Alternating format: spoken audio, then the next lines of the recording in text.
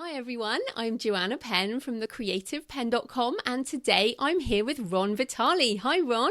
Hello, welcome. I'm so happy to be on the show. Oh no, it's great to have you here. So just a little introduction. Ron is a fantasy and sci-fi author, as well as a web technology director in higher education and also a marathon runner. So Ron, start by telling us a bit more about you and how you got into writing. Sure. One of the things that's not well known about me is that I actually have an English literature degree, a French degree, and a master's in English literature. Wow, there we go. So, what is very interesting is that when I was going through university, the economy at the time was not doing so great, and I went into medical publishing rather than teaching. And during all my school years, everyone always said to me, don't become a novelist. Don't become an author. You will never make any money. You need to find a day job. And unfortunately, I listened to them. So I put all my writing on hold. I wrote a novel, my first novel, when I was a teenager, and just kept reworking it, rewriting it, rewriting it. And it just sat in a drawer. And I tried to shop it to get it published for many, many, many years and just never did anything with it. But when the World Wide Web exploded, I realized that I really enjoyed learning technology, and I started doing on the job, training of how I could figure things out with taking, my writing skills and applying that to the web. So what happened was it just organically just blossomed in that a career path opened in which I'm that person at the job that understands technology, but also can work with the communicators and the marketers on the team. So I fit in that nice sweet spot. So I know both languages and I can go back and forth between the two groups.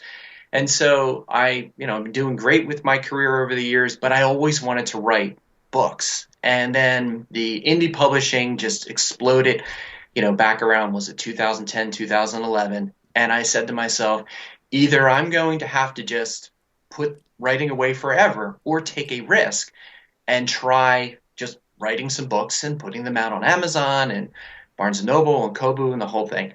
So I did that. And that's really how my journey kind of began, that I just took a really great big leap of faith saying, let me see if I can do this.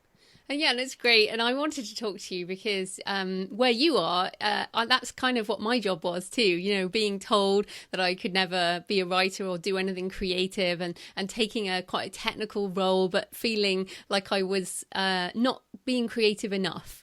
And I wanted to talk to you because you wrote this great post at the end of last year, the end of 2015, about your reflections on being an author. And so that's what we're talking about today. But you are a technical guy, which makes a lot of what we do as indies a lot easier. And you included some information about Google Analytics on your post. So I wanted us to start by explaining what is Google Analytics and why is it useful for authors? Sure. So Google Analytics, it's free, a service that Google offers that anyone who has a website, you can sign up for a free account and you take a little snippet of code. And depending if whatever your platform is, I use Squarespace. I know a lot of people use WordPress. You can get a WordPress plugin. In Squarespace, you can take the code and just drop this code on there. So anytime someone comes to your site, all that information is then basically compiled and there's analytics, there's data that's behind it. Now, you're not going to be able to get specific information about, this reader or that reader, but you'll get a high-level view of the type of traffic that's coming to your site, the demographics, the location, the amount of time someone spends on your site, a bunch of extremely useful information that as marketers, and again, I'm real big on this, when you're an indie writer, you have to wear not just your writer hat, your editor hat, but also your marketing hat, and you need to wear all those different things at the same time. So understanding that data and having access to it allows you then to use it so that for marketing purposes, you could say, well, maybe I want to run Facebook ads in these particular countries or states within the United States and these particular age demographics. So without having this information, you're just basically a shot in the dark, just guessing, hoping that you might find your readership. Whereas I know 76% of the traffic coming through my website are women. And they're within the ages of 18 and 24, and then from 25 to 34. So I know that when I'm writing blog posts or I'm writing different articles, I have a sense of who my readership is rather than, again, I'm just guessing. Mm. And tell us the name of your book series so people might understand why your demographics are like that. Sure, it's Cinderella's Secret Witch Diaries is my first series that I'm working on, and then I just started another series, the Witch's Coven series. So I've like you, I like writing and have a darker edge to things. So a lot of people think, oh, it's Cinderella and she lived happily ever after. No, that's not quite what happened.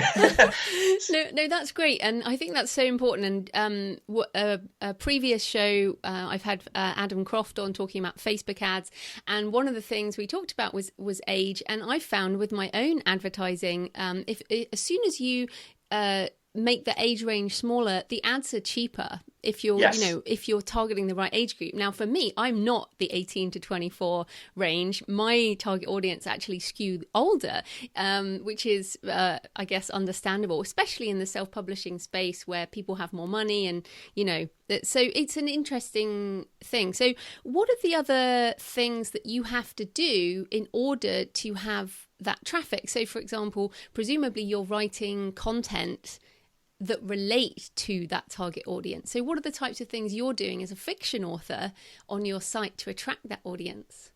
So what I've been working on, and this is something new for this year after that article, that blog post from the end of the year, I have been really focusing on what type of content millennials might want. So this year I have had a really good success on 3 ways to deal with stress, something in which the themes that are in my book are then represented in a different way to actually help a reader. So that way, if someone's interested in my books, they could also find practical ways of applying different skills to their everyday life. And that's a big thing, that this whole life aspect that I'm working on is that, yes, it's great to have your books out there, but then also really want to build my readership and that relationship with the readership. It's not, we're not working with publishers per se, we are the publisher. And so we've removed that middle barrier, and now it's just me directly relating to that readership. And I want to make certain that I'm providing content that's going to be useful for them, it's helpful for them, so that way they'll come back to my site, come back to the works that I'm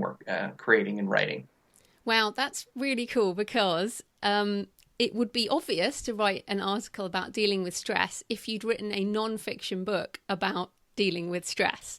Right. But what you're doing is writing a tangential article aimed at the audience for your fiction, but you're actually helping them. This is awesome, because I find, I think everybody does find marketing non-fiction much easier, because it's very easy to just target content around the topics of that book. I have a book, How to Market a Book, and I just write an article on book marketing. Now, that's super duper. So do you have any other tips for what type of content, or how people can attract their target audience, or even figure out who they are? Sure. The big thing is, if you have Google Analytics on your site, and if you have the demographic aspect enabled, not only can you find out the age and the sex of the viewers coming to your site, but you also get some topics. So for example, you'll find out, are they interested in arts and entertainment? Are they interested in maybe particular TV shows? Are they interested in movies or books or whatever they're interested in? And it may not be so specific, but at least if you have a general aspect of what your readers that are coming to your site are interested in, you can then provide content, see if it's actually performing in your analytics over time. And then what I've done recently, I just sent my email list. I've been working really hard in the last year building an email list. I wrote to my readers and I said, I want to write about these particular things. What would you like me to write about? And then people wrote back to me and said, I really want to know more about the creative process and what other works that you're going on. I really want to hear more things about like work-life balance, dealing with like stress, that type of articles. So I took all that information, and that's basically then given me a whole editorial calendar that I can then play out over the course of the year. This is so great. I'm loving this, because I often think that I'm organized about these things, and you're just super organized. Oh, thank you. Which is impressive. I just wanted to ask you a little bit more about Tag Manager. So what is Tag Manager? And of course, for some people, this might be too technical, but I just wanted to start giving people some more ideas. So what is Tag Manager, and how is that useful? Now, this is something that I found out about, I'd say maybe a year and a half ago. So you have your Google Analytics, and Google also offers Google Tag Manager. And I didn't fully understand at first, like what was the difference between the two? Why would I want one thing and another thing? And so I started teaching myself by watching YouTube videos, reading articles, reading everything I possibly could on Tag Manager. And what I realized is you could take one snippet of code, the Google Tag Manager code, you put that onto your website on every page on the site, and then you leave it and never have to touch anything again. And from Google Tag Manager, you can then create different tags. So, for example, I have a landing page. I have a Facebook ad that's running now, and it says I have a reader magnet. I've been watching a lot of your podcasts. So I've been learning lots of things from people over the years. And I have a landing page so people see the Facebook ad. They click on the Facebook ad. They can get my first book for free. And then basically they join my mailing list. They're brought to a site where they can then download my book. On that page, I have different links. I have the .mobi file. I have a .epub file. I have a PDF. I have used Google Tag Manager to find out which is the most popular of those downloadable files. And I can say for my traffic, I wrote it down so I can take a look. It was like 83% was .mobi file. And then I only had like 0.23% people who actually downloaded the PDF. So it gave me some data. So I can go, oh, wait a minute, most of my readers are using the Amazon platform. I've got maybe 20-something% or so that are using EPUB. It gave me then some really good analytical data to find out where things are. Now with Google Tag Manager, I set that all up.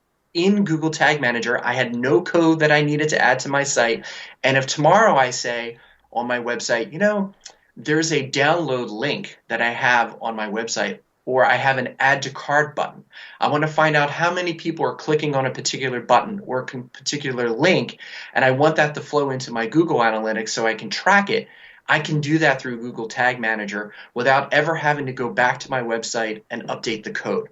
So you take code once, you put it up on your website, and then you go inside Google Tag Manager and then create the triggers. Now, I'll be honest, this can be very, very techy, but there's a lot of articles out there on YouTube to teach you how to do it. Yeah, so I must say that is advanced stuff, but I think the higher sort of point of all of this is what gets measured, gets managed, and you can actually tell something. So, for example, your download stats, I don't think that's unusual, but another way to look at it is, okay, I need to build my audience on these other platforms more so I don't have 80% of my sales through one big store, which is true for most authors, right? And, or even more than that. But building the presence at other stores might be an action out of that. So what gets measured gets managed and can be improved. Whereas most authors, I think, don't measure any of this stuff, do they? No, and you're making a really good point. One of your podcasts, you had talked about diversification. I look at it as just as I have a retirement plan, my retirement plan isn't all in one, aspect. It is diversified across a whole portfolio. And I look at my writing career the same way. I look at what you've done over the time with your writing career. You write fiction, you do nonfiction, you do speaking engagements, you do podcasts, you're diversified. So for my, future is, with what I want to do in indie publishing, I really focus on Amazon is great for right now, but how do I then really break more into these other markets? Because what if the terms of service change on Amazon? Or what if Amazon goes away? Or who knows what's going to happen in a couple of years? But if I have the data, I can then plan and I can start focusing on my marketing strategy on how to make certain things stronger. So like you said, without the data, you're in the dark. You have no idea. So I'd rather know so I can start planning. Exactly. And I think sometimes people are worried about measuring because then they feel bad. So, for example, how many people are on my email list? When everybody starts, it's 0. Right. And then you still feel kind of crap when it's 100 or a couple of hundred. And you still probably feel a bit crap when it's in the low thousands, right? But all these things grow over time, don't they? And that's so important. Now, I wanted to just come back about the themes, and you're talking about writing stuff. And the other thing that analytics gives you is the search terms, doesn't it? So give us a little explanation of what SEO is for people who might not know. Sure. So SEO stands for search engine optimization. And if we take a high level step back, everything that Google is indexing is tied into keywords. So they have little bots that go around, they used to call them spiders, that go around the web, and they're indexing everyone's web pages. So that way, when you go to Google and let's say you type in fantasy novel Cinderella, my book hopefully will come up. But in order to get that higher result on a page, there are certain, I guess, best practices that you need to follow over time. So, for example, if your web page has the keyword in it, if the title itself has the keyword in it, and the body content has the keyword in it, they are some of the key areas where content is aligned to when the search engines come and say, oh, there's a high relevancy on what someone is looking for and what this particular page has to offer. Now, in reality, there's around 200 or so different bits of data that Google is looking to see, and that's how they're ranking everything. So one thing I really like to communicate to people is that this is not an exact science in the sense that Google is making 500 to 600 changes per year on their algorithm. So there's no magic, oh, I'm going to do this one thing and it's going to bring me up on the first page search and everything's going to be great and I never have to look at it again. That's not true.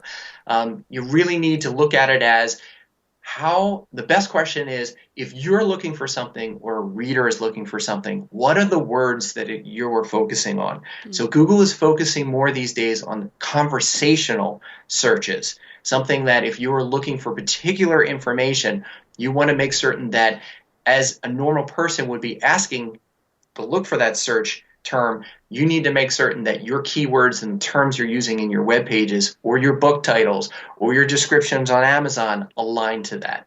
And it's interesting because one of my kind of pet things is, as you know, I'm a futurist, and the AI side of things, the big data side of things, artificial intelligence, if people don't know what AI is, our books are full of keywords, as in our books should be the thing that rank our books. And I'm really hot on this. And you talked a bit about AI and Google's rank brain. And of course, Amazon's using AI in their algorithm and their reviews. What is your kind of interpretation of these aspects? And when will we get to a point where we don't have to figure out keywords, but we can just use the book?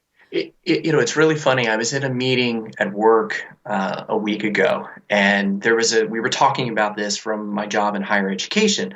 And, we're trying to run ads and create content for the same thing. We want prospective students to come, to our university. So it's the same concept.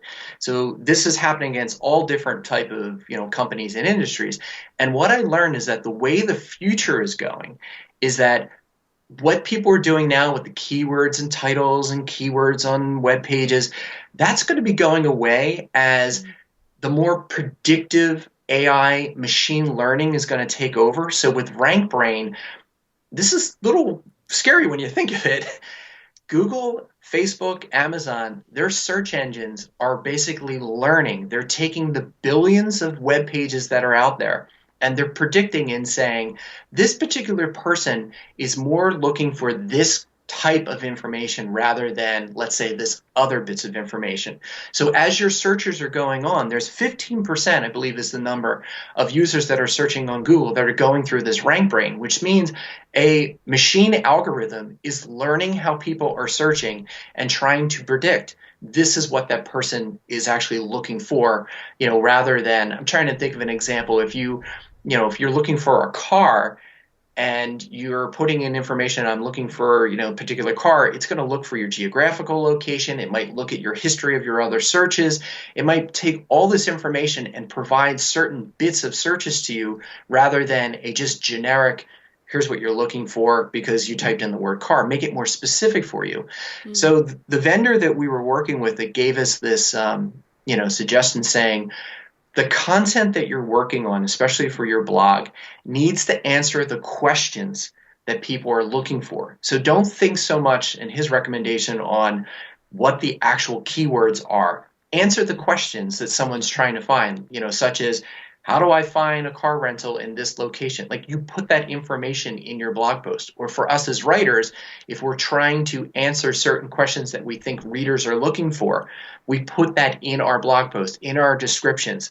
So that way, as machine learning becomes more popular, that data, that information is going to be served up. So again, this is almost like we are living in the future of science fiction, that machines are learning and teaching themselves how to provide better answers to those who are searching through the search engines like Google. And some people might be scared about that, but let's put it in perspective. The reason they're doing that is because people always try and game stuff. So, the answer to I don't know, what are the best fantasy books about Cinderella? Some people will write a blog post, that might direct people to a site where they get advertising revenue rather than it being the right book, which might be yours, for example. Whereas what Google's trying to do, and Amazon, is provide the information that somebody wants so that they click. So essentially all of this stuff should be making things more authentic, shouldn't they? I mean, that's the whole point. Exactly. That's the direction that we're moving toward. Google is really made some major changes in their search algorithms over the last so many years to make certain that, again, people can't game the system. Your example, that's exactly what people were doing. They were overloading keywords. They were doing all sorts of things to get traffic to come to their site, and they weren't providing the right information to readers. When Google realized that through their search results that were coming back, they keep making changes and changes. The interesting thing is, I think, as Siri, Cortana, and Amazon's, Alexa, all those more natural speaking tools become more popular, I think it's very possible in the next 5 to 10 years that people will be doing many, many more searches through that natural, hey Siri, I'm looking to find XYZ type of book. And again, having that information, a machine is then going to provide certain results back, rather than when you sit at a keyboard and you're actually typing in certain things like, I want to find this.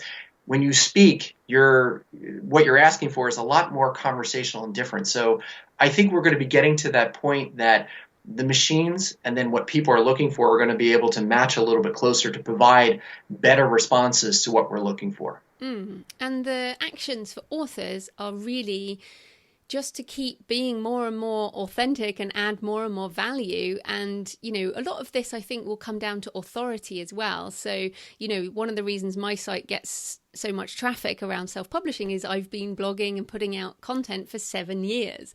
And Google sees all of that. And together it makes a reputation, doesn't it? So, the same thing for your site around the areas that you're doing. So I think the main action for authors is whatever you want to focus on, keep focusing on it and give value to people who come to your site. Do you have any other recommendations? Yeah, that what you're sharing, that's a key point in that, for SEO purposes, your link, your domain authority is taken into account for ranking.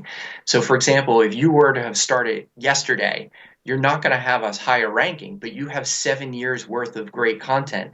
Google knows that because it's seeing all the backlinks, all the various websites that are linking back to you, and the authority of those websites raises your SEO. So again, for someone starting out new, it might be daunting to hear, oh, I have to write all this content, I have to do all these things.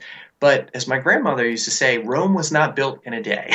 So it takes time. There's perseverance involved, but if you are authentic and you have good, solid content, over time, you will be able to raise your rankings. And then you have to have a strategy at this. You have a strategy. You reach out to other authors. You work with them. You build up your own site's authority, and then they're building theirs. And there's that synergistic relationship that's there. That's a very wise marketing strategy. So that's what I would say to people is, really think and learn about not just the writing aspect of it, but the business of writing, because marketing is changing, online marketing and the way people are consuming content. Books today, VR and virtual reality and augmented reality tomorrow. Well, how are we going to adapt to all that? This is a lot to think about, but I actually find it exciting. Ah, me It's too. yeah, it's cool. It is cool. And just on that, VR and augmented reality and stuff, you had on that post, quote, I am identifying myself more and more with being a digital producer rather than a novelist. So how is that affecting how you're going forward? So what I realized is, again, for diversification, if I put all my energy and all my talent into just doing novels and pumping out the novels, I realized that in 2016, the way the market works now, gone are the days where you could just take an ebook, throw it up on Amazon, make it free for 5 days, and suddenly you're a bestseller author. That does not exist anymore. There needs to be a marketing strategy and a plan behind that. And so what I've decided to do is, yes, I like writing fiction, but I also like writing nonfiction because of what I do at my day job. I also see that there could be other opportunities for me in different aspects of, I don't know what AR or VR is going to provide, but I am a writer. And as a writer, scripts could be needed for virtual reality or augmented reality. So I really want to make certain that I'm not limiting myself by saying I only write books. No, I am a creative person. I like creativity. Yes, I write books, but I also like doing all these other things. So as I'm moving forward with my career, I've done podcasting, I've done writing, I've done a bunch of different things. That is, I think, where the people who will succeed is those who are trying different hats. What fails, what succeeds, you iterate over time, you learn from your mistakes, and then you move forward. So I think it's a really great time to be a writer because there's so many different options. So for me, I want to broaden my horizon.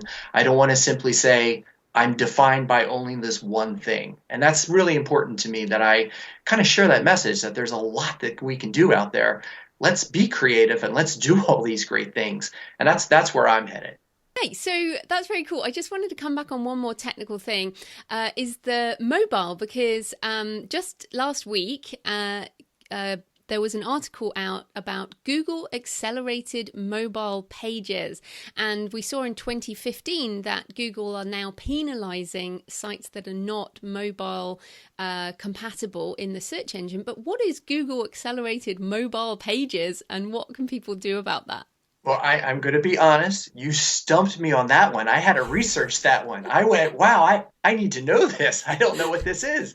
So I guess to take a little bit step back, last year, Google, launched their change in their algorithm. I think everybody, it was called Mobilegeddon. If you didn't have a responsive website or a mobile optimized website, the fear was your site was going to be penalized, when someone on a mobile device came to visit it. Now, as to how severe the penalization is, it doesn't seem to be as scary as what everybody thought it was going to be.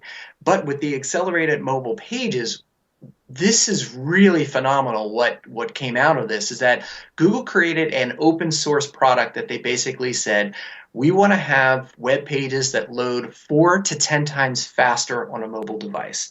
So if you work and you have your pages in this, that means copies of your files of your web pages are on Google servers, which means they're optimized. Not only do they come up first in searches, they also come up super fast. So in my little digging and research that I've done, I found out that WordPress supports this. Unfortunately, the platform that I'm on, Squarespace, I wrote to their technical support team, and they said at the current time they do not support this, which obviously made me very sad. But for WordPress, there is already a plugin that you can get.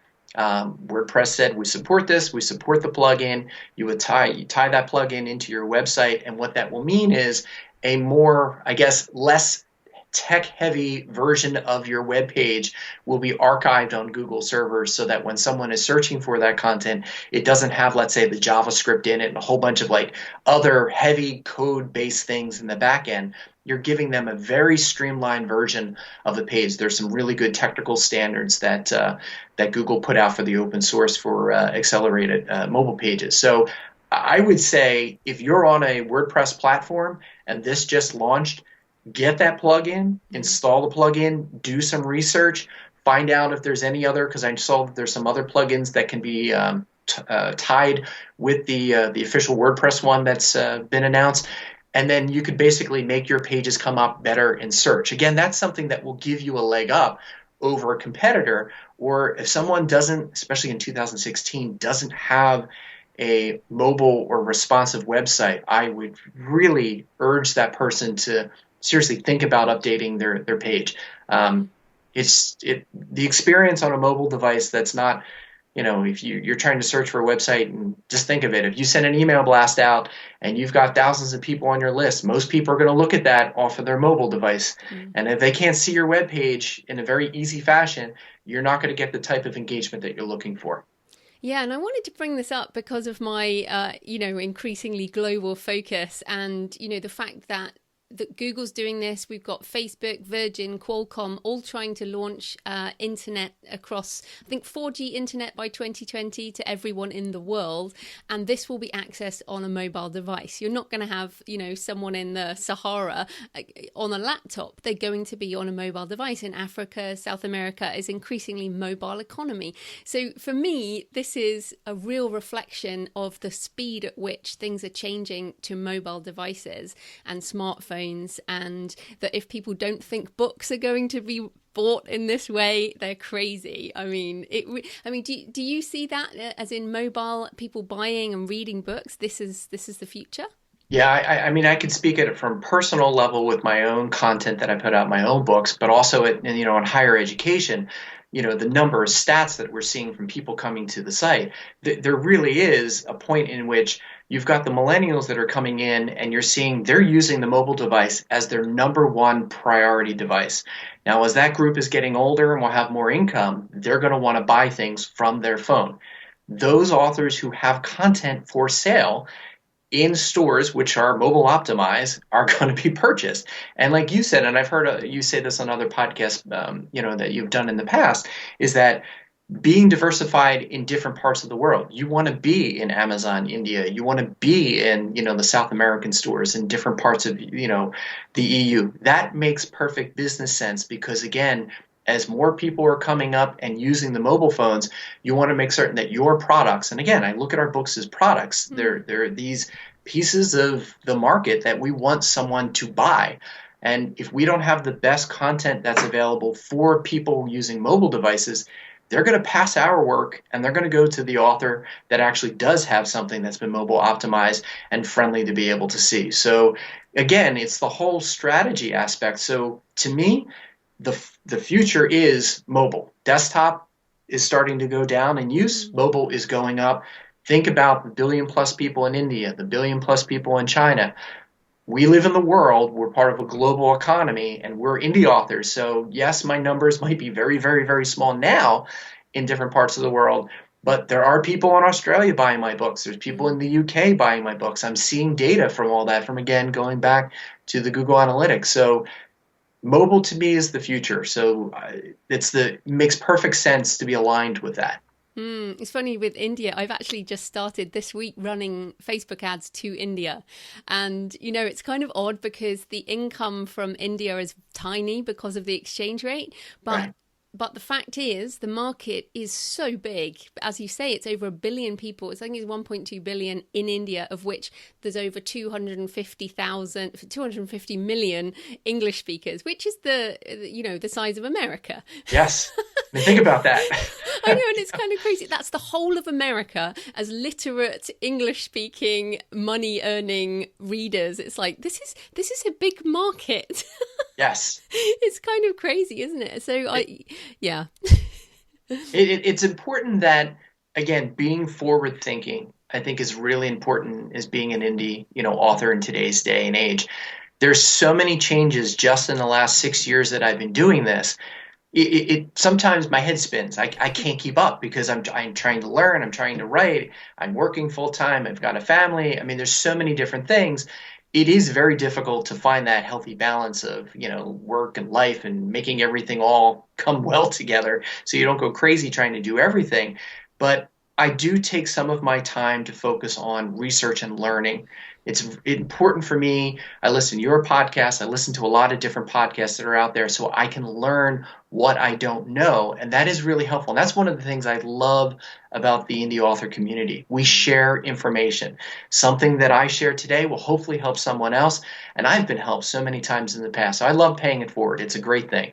Yeah, no, that's fantastic. Now, on doing it all, one of your lessons, in fact, in that blog post was that you can't do it all. So, what was it that actually, the straw that broke the camel's back, as such, and how have you changed things this year? So, there's a, fear of missing out, FOMO, the whole you see other people do all these great things. And I was part of a Yahoo group, and I was seeing these romance writers. They were knocking 4 books out a year. They're making all this money. They're paying their houses off, and they're working full time, and they have a family. And I said, well, I guess I could do that. I could put out a bunch of books in a year. So last year, I wrote and published 2 books, but I also worked full time. I have 2 kids. And it got to the point where I think if my wife were in the room, she would say, I was not a happy person to be around. Lack of sleep, just, work deadlines, stress, irritability. I was not at my best, I will be honest. And, when I reflected back on my year post on here's what I learned this year, I had to really be honest, because some people are going to be reading my posts who are just getting into the business. And I think this would be an important lesson to share. You can't do everything all at once, and that's okay. It's perfectly okay. If someone else has a bestseller or can do 4 books a year, I think it's important that you do at your own pace.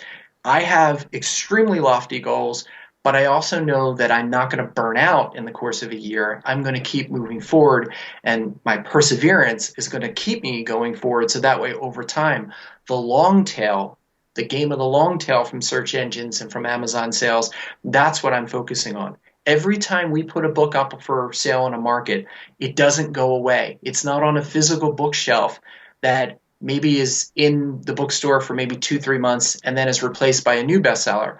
All our content is out there. The SEO aspects of that, the various advertising that we can do over time. As we build up our portfolios, that's only going to grow. So I've taken a little bit more of a stance of I can't do everything all in one particular month or one particular year, but I can have more realistic goals. So that way I can spend time with my kids. I can spend time at my day job.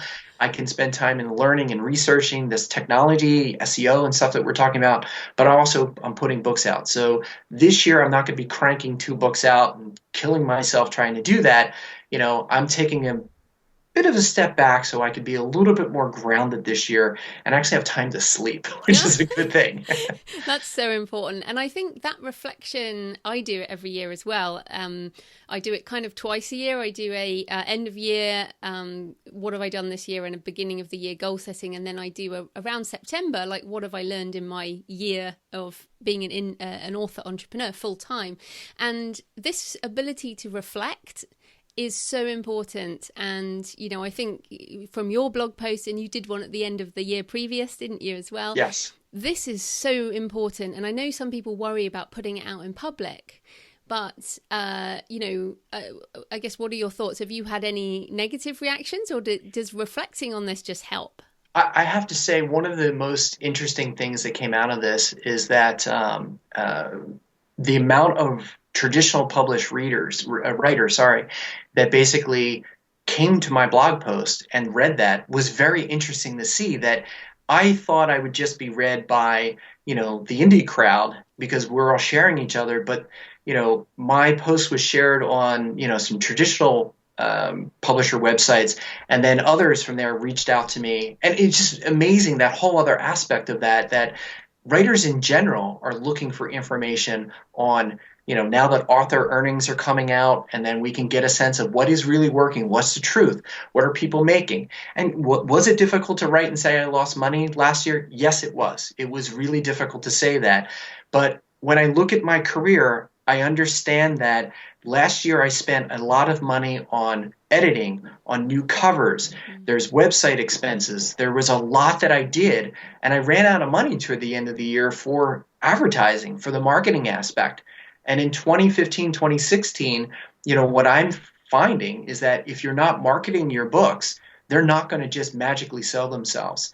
And so that's something that it was a hard lesson to learn, but it's something that, again, my platform is growing. it's not something that, oh, I made all these mistakes and I didn't learn anything from it. I now have, 5 novels that are out in the store. I've got a collection of short stories. I've got my blog that's been going for the last 3 years. So I have a lot of things that I've been focusing on. One failure in one particular area, yes, it's a hard thing. I'm not at the career point where I can make a living off of my earnings at this particular time. My future goal is, yes, I would like to get there. But that's something that, again, I realize now the missteps that I made. And I'm hoping that with what I learned, I can share that with other people who are just starting out at this. Yeah, that's fantastic. And I really appreciate that honesty. And it's something I try and do as well, try and share the process and the money side as well. And certainly, for me, this is year 7 of my business, and and I've been full time for over 4 years. So I think that people can look at where I am and say, okay, if it might take 7 years, and of which now I have 17 books. So I hope, that might be hard for some people to hear, but I know someone like you is like, well, I will get there. It's just if I do a book a year, it'll take X number of years. So I think what your post showed, and of course I'll put all the links in the show notes, is what you can achieve, and that reflecting on it is super important. So I wanted to ask you one more question, and I'm trying to pick which one. I'm going to go with the marathon runner. Okay, so you are a marathon runner, which is incredible. I've run a couple of half marathons, but I am walking 50 kilometers, 100 kilometers over 2 days in a couple of months. But the running is hardcore. So I wanted to know what are the lessons that you've learned from the marathon running that you apply to the writing life? Well, when I decided to become a runner, I had never done anything like that in my life. I mean, the last time I had done that when I was a teenager, and I ran, a couple miles, and that was it. So I was never a sports person. In my day job and my hobbies and things I do, I'm typically sitting in my chair all the time. And as I'm getting older, I realized that it wasn't necessarily healthy. So there's a big push now for writers to get up and walk, standing desks, treadmill desks, all kinds of things. So I'd say about maybe 6 years ago, friends of mine, they gave us a treadmill, my wife and I, and we started running on it. And then I really took to it, and I started running outside. And the friends challenged me to do a 5K, a 10K. And before you knew it, it was a marathon over a couple years. And what I realized during that process is that just with my writing, I can't say today, I'm going to run a marathon tomorrow. I have to train for it. I have to prepare for it. I have to eat right. I have to rest right. I have to do the right, CrossFit exercise to exercise different parts of my body. And then that's very comparable to the indie author lifestyle. You don't just write, you read, you have to do research. You read other people's books. You read about online marketing. You read about SEO. And one of the benefits to me in writing, and this is something that I never expected, that if I'm training for a long run, let's say a marathon, that's 26.2 miles, and you get a 21-mile run right before the marathon. That's a lot of time by yourself. But that's when I find that I have time to reflect, time to work out plot ideas for my stories. So I often run without music, and people think I'm crazy for doing that, but I use that time to be creative, where I'm either solving life's problems in my head, or I'm solving maybe problems that I'm trying to work out in whatever particular novel that I'm working on. So it's a good fit. So I have a schedule on write one day, next day I run, and just alternate that all through the course of the week.